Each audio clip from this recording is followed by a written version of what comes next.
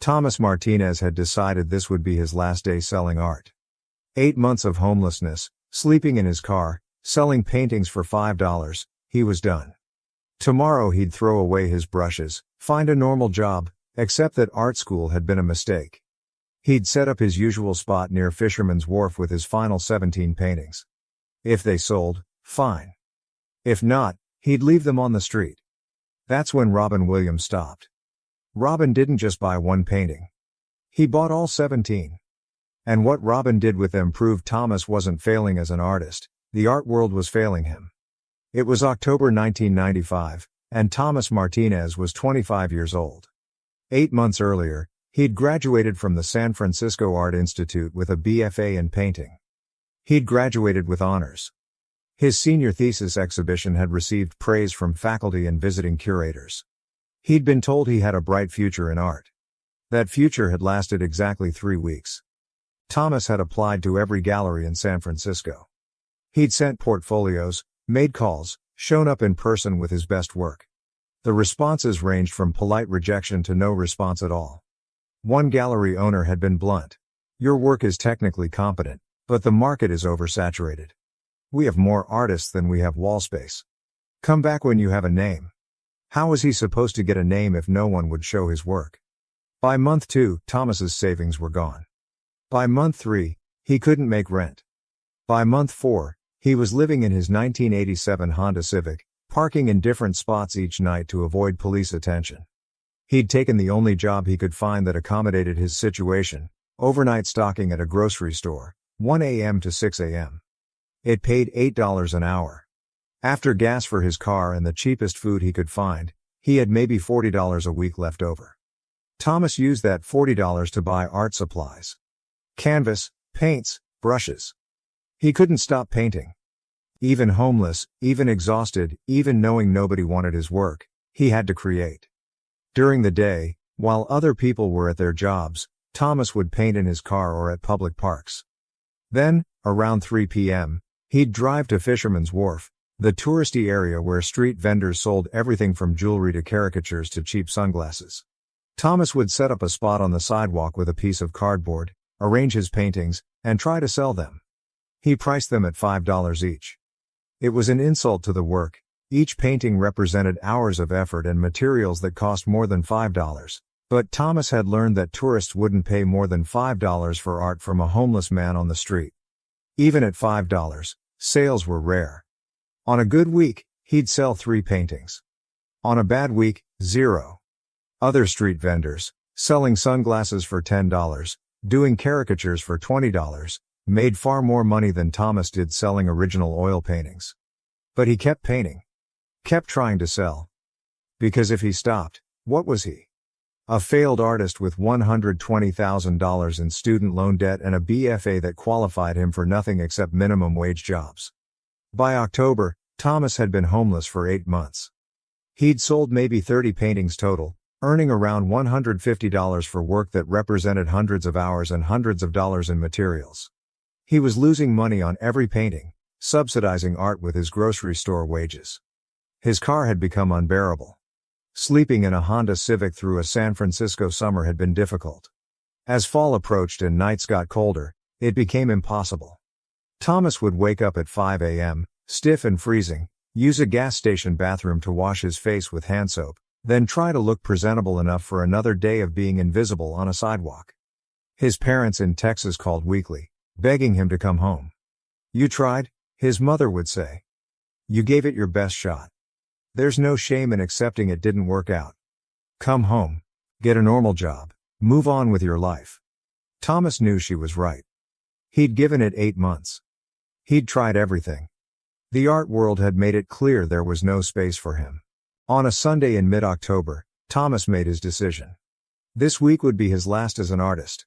He'd sell his remaining paintings if he could, then on Sunday night, he'd throw away his brushes, his paints, everything. Monday morning, he'd start applying for office jobs. Real jobs. He'd accept that art school had been a $120,000 mistake. By Friday of that week, Thomas had sold 2 paintings. He had 17 left, his final inventory. Sunday afternoon, he drove to Fisherman's Wharf one last time. He set up his cardboard display, arranged his 17 paintings, and sat down on the cold sidewalk. If these sold, he'd make $85. If they didn't, he'd leave them on the street for whoever wanted them. Tomorrow, Thomas Martinez would stop being an artist. The afternoon was slow. Tourists walked past, barely glancing at his work. A few people stopped, looked at the $5 price tag, shook their heads and moved on. One man asked if Thomas could go lower than $5. Thomas said no. Around 4 p.m., a man stopped in front of the display. He wasn't dressed like a tourist, just jeans and a jacket, baseball cap pulled low. He crouched down and started looking at the paintings carefully. Thomas had learned not to engage too eagerly. It scared customers away. So he just sat quietly while the man examined each painting. The man spent several minutes looking, moving from painting to painting, studying each one. Thomas noticed he wasn't just glancing, he was really looking, the way someone who understood art would look. Finally, the man spoke. "These are remarkable. Where did you study?" "San Francisco Art Institute," Thomas said. "When did you graduate?" 8 months ago." The man looked at Thomas, taking in the worn clothes, the obvious signs of homelessness. "And now you're selling them for $5 on the street?" Thomas felt defensive. "Nobody wants them for more than $5. "That's not true," the man said. "People don't want to pay street vendors more than $5. That's different from what your work is worth." Thomas didn't know how to respond. "How many paintings do you have here?" the man asked. 17. The man pulled out his wallet. "I'll take all of them." Thomas stared. "All 17? All of them? That's $85. "I can do math," the man said, smiling. He handed Thomas 5 $20 bills. "Keep the change." Thomas took the money with shaking hands. In 8 months, this was his biggest sale. His only bulk sale. 17 paintings to one buyer. "Do you have a card?" the man asked. "A way to contact you?" Thomas laughed bitterly. "I don't have an address. I'm homeless. I live in my car." The man nodded, not looking surprised or judgmental. "Do you have a phone number, even a payphone where I can leave a message?" Thomas gave him the number for the grocery store where he worked. "You can leave a message there. They'll find me." "What's your full name?" "Thomas Martinez." The man extended his hand. "I'm Robin Williams." Thomas's brain stopped working. He'd just sold 17 paintings for $5 each to Robin Williams. The Robin Williams. I didn't recognize you," Thomas stammered. "That's fine. I wasn't looking to be recognized. I was looking at art." Robin gestured to the paintings. "Do you have a way to get these to me or should I carry them?" Thomas had been sitting on them all day. "I can help you carry them. Where's your car?" They walked together to Robin's car, carrying the paintings carefully. Robin made 2 trips to get them all safely loaded. Before he left, Robin said, "Someone's going to call you this week. Her name is Catherine. She runs a gallery in North Beach. When she calls, say yes to whatever she asks, okay?" Thomas nodded, not understanding but not questioning. "And Thomas," Robin added, "don't throw away your brushes. You're going to need them." Thomas stood on the sidewalk, watching Robin's car drive away, holding $100 in his hand and trying to understand what had just happened. 3 days later, a woman named Catherine called the grocery store asking for Thomas Martinez. Thomas called her back from a payphone. "Robin Williams brought me 17 paintings," Catherine said. "He told me he bought them from a street vendor for $5 each, and that I needed to see them immediately." "Thomas, I'm looking at your work right now. Why are you selling these on the street?" Thomas explained, the graduation, the rejections, the homelessness, the desperation. Catherine was quiet for a moment. "The art world failed you. That's what happened. You created gallery quality work, and instead of the system supporting you while you built a career, it rejected you because you didn't already have a career. That's backwards, and it's wrong." She continued, "I want to do a show.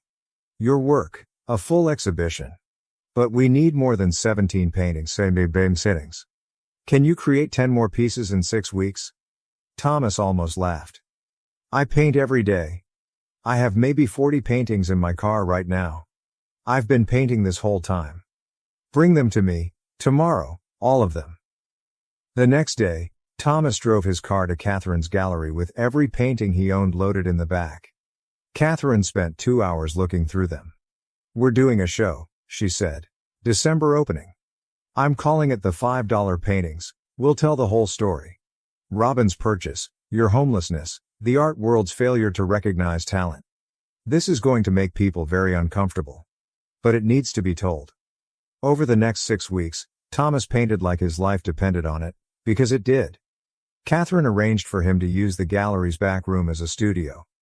She couldn't pay him yet, but she could give him space and materials. Thomas created 15 new pieces for the show. They were angry, passionate, raw pieces about invisibility, rejection, survival, and the gap between art's value and its price. The $5 paintings opened in early December 1995. Catherine had promoted it aggressively, telling Thomas's story, mentioning Robin's involvement, framing it as an indictment of how the art world treated emerging artists. The opening night was packed. Critics came. Collectors came. Other gallery owners came. And Robin Williams came. 26 of the 30 paintings sold opening night. Not for $5.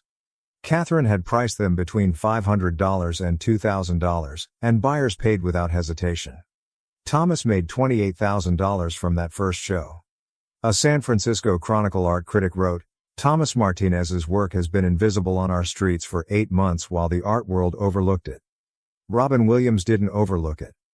Perhaps we should pay attention to what Williams saw that the rest of us missed, genuine talent that doesn't need institutional validation to be valuable. The show launched Thomas's career. Within a year, he had representation, regular shows, and enough income to get an apartment and stop working overnight at the grocery store. But Thomas never forgot the feeling of sleeping in his car, selling $5 paintings to tourists who didn't care, being invisible despite creating beauty every single day. In 1998, Thomas established a foundation, funded by his art sales, that provided emergency grants to homeless artists. The grants covered basic necessities. Security deposits for apartments, art supplies, enough money to survive while building a portfolio. Robin didn't just buy my paintings, Thomas said when announcing the foundation. He bought me time. Time to keep creating instead of giving up.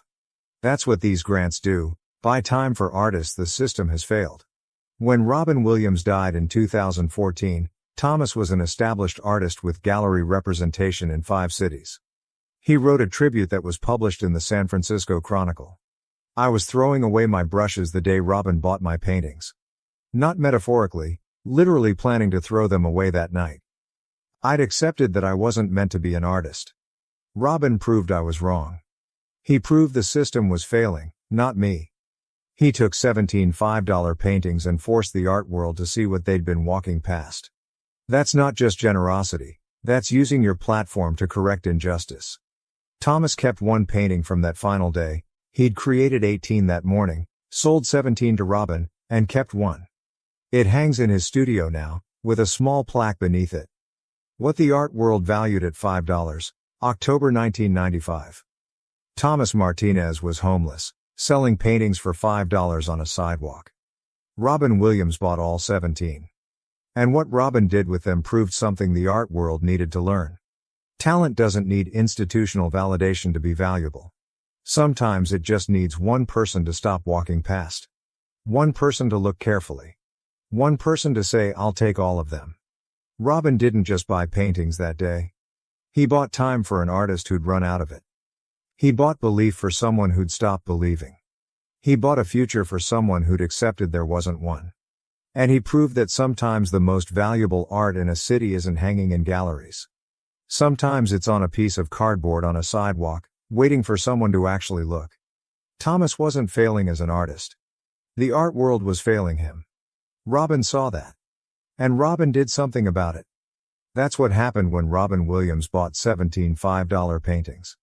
He didn't just help one homeless artist. He exposed a broken system and proved that art's value isn't determined by where it's sold, it's determined by the honesty, skill, and passion of the person who created it. Thomas Martinez was about to throw away his brushes. Instead, he built a career. Because Robin Williams stopped walking past.